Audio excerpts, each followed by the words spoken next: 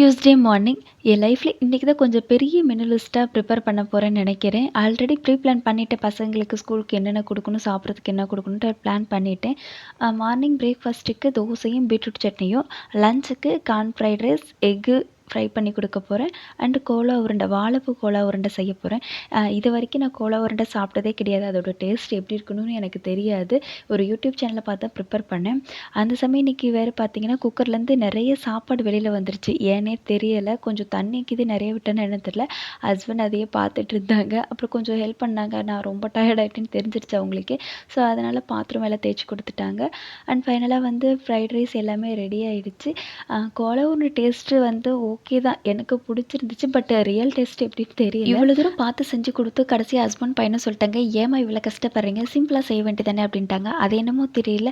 நல்ல ஹெல்த்தியான ஃபுட்டாக செஞ்சு கொடுக்கணுங்கிறது தான் என்னோட மைண்ட் தாட். ஓகே, நாளைக்கு இதேமாரி இன்னொரு வீடியோவில் பார்க்கலாம்.